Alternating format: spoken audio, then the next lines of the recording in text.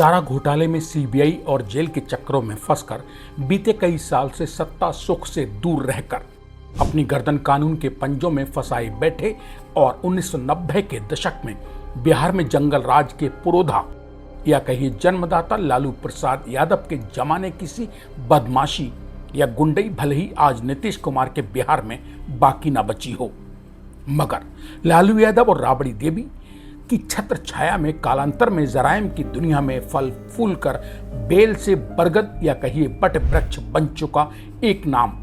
और भी जमाने की जुबान पर मौजूद है, हुलास पांडे। बिहार की राजनीति का वो धाकड़ जिसके नाम से सरकारी हुक्मरान से लेकर शरीफ आदमी तक की घिग्घी बंध जाती है। नमस्कार दोस्तों,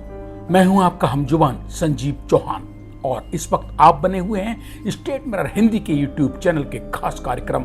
धाकड़ में।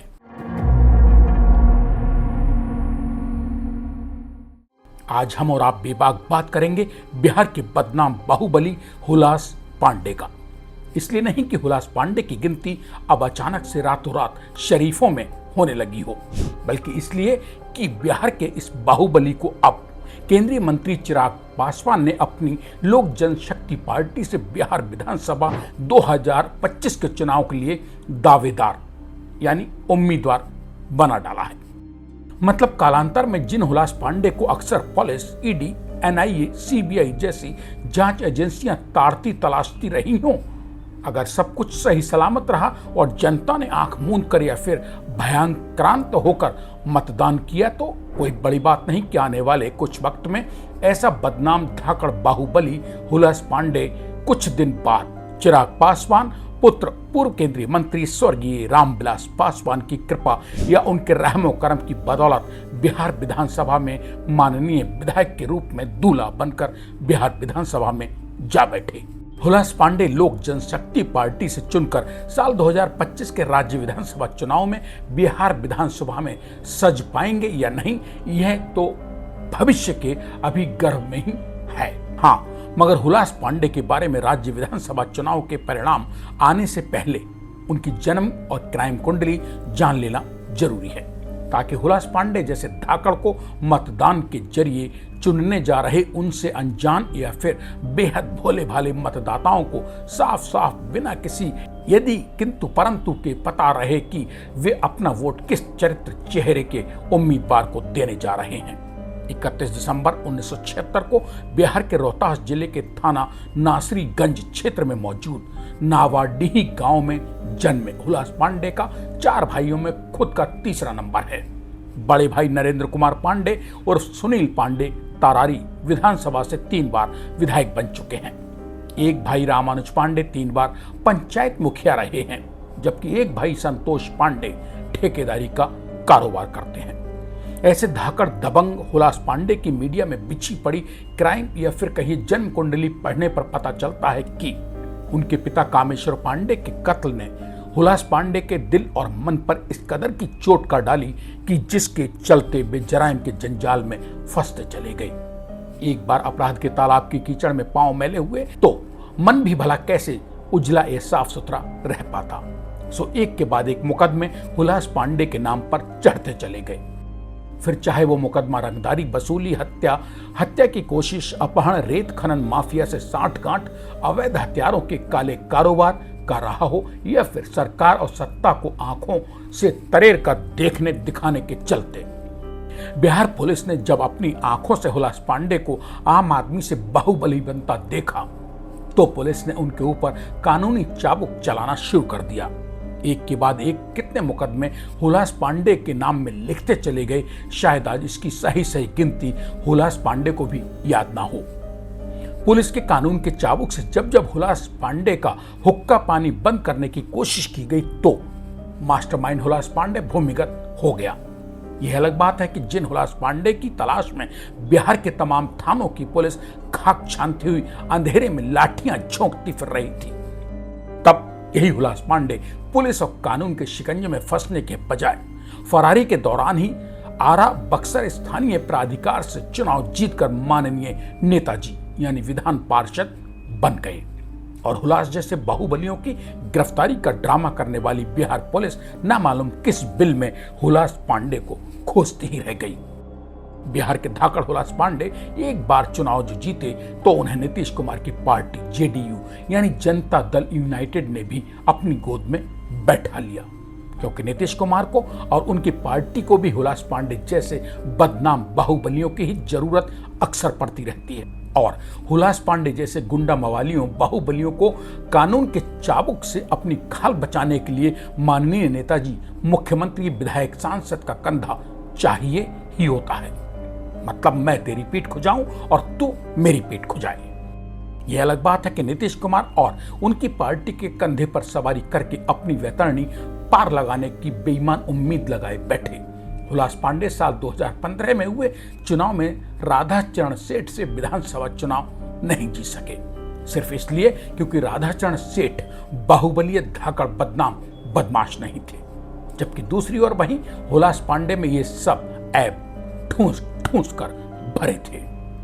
उस हार से बेहाल, बौखलाए और खार खाए बैठे हुलास पांडे ने नीतीश कुमार और उनकी पार्टी जेडीयू को रातों रात न केवल लात मार दी, अपितु पुलिस और कानून से अपनी खाल बचाए रखने की उम्मीद में कुछ वक्त बाद ही रामविलास पासवान की लोक जनशक्ति पार्टी यानी एलजेपी में एडमिशन भी ले लिया। इन दिनों लोजपा में बिहार का ऐसा बदनाम नाम हुलास पांडे संसदीय बोर्ड के अध्यक्ष हैं। जरा गौर से सोचिए कि इन्हीं बदनाम बाहुबली हुलास पांडे को अब चिराग पासवान ने अपने सबसे काबिल विश्वास पात्र विधानसभा कैंडिडेट मानकर ब्रह्मपुर सीट से उम्मीदवार बना दिया है। यह हुलास पांडे बिहार के बदनाम बड़बोले बाहुबली नेता और बिहार की राजनीति का बदनाम नाम सुनील पांडे के भाई हैं, जो तरारी विधानसभा से 3 बार माननीय विधायक बन चुके हैं। जिक्र जब जराइम की दुनिया से राजनीति की ओर दौड़ लगाने वाले हुलास पांडे का हो, तब फिर भला उनके बड़े भाई सुनील पांडे की कुंडली पढ़कर ना सुनाई या बताई जाए तो कहानी आधी अधूरी सी ही लगेगी। सुनील पांडे का नाम यूं तो बिहार में भली भांति बदनाम रहा है, मगर 17 मई सन 2003 को जब पटना के मशहूर न्यूरोसर्जन डॉक्टर रमेश चंद्रा का अपहरण कर लिया गया, तब मांगी गई 50 लाख की फिरौती में हुलास पांडे के भाई और पूर्व विधायक सुनील पांडे का नाम खूब बदनामी के साथ उछला था। रणवीर सेना के संस्थापक ब्रह्मेश्वर मुखिया के लोमहर्षक कत्ल कहिए या फिर हत्याकांड की घटना बिहार और देश में भला किसे आज भी याद नहीं होगी। उस सनसनीखेज मुखिया हत्याकांड में हुलास पांडे और उनके बदनाम पूर्व बाहुबली विधायक भाई सुनील पांडे का नाम पुलिस और सीबीआई की किताबों में मोटे मोटे अक्षरों में लिखा गया था। हैरत अंगेज कहूं या फिर शर्मनाक बात यह है कि हर किस्म के संगीन अपराधों में नामजद या फिर कुछ में बुरी तरह से बदनाम रहे ऐसे हैरान करने वाले धाकड़ हुलास पांडे पर भले ही दर्जनों आपराधिक मुकदमे कालांतर में क्यों ना दर्ज होते रहे हों, मगर कानूनन उन्हें देश की कोई भी एजेंसी या फिर बिहार पुलिस कभी भी किसी मामले में सजा मुकर्रर नहीं करवा सकी। और इसीलिए शायद दोनों भाई नेताजी का सफेद चोला ओढ़कर गुंडई के गड्ढे का आज बट वृक्ष बन चुके हैं। देश के केंद्रीय मंत्री चिराग पासवान के मुंह लगे विश्वास पात्र दुलारे लाडले लड़ते ये वही हुलास पांडे हैं कल तक जिनके ठिकानों पर कभी एनआईए की छापामारी में 45 लाख कैश,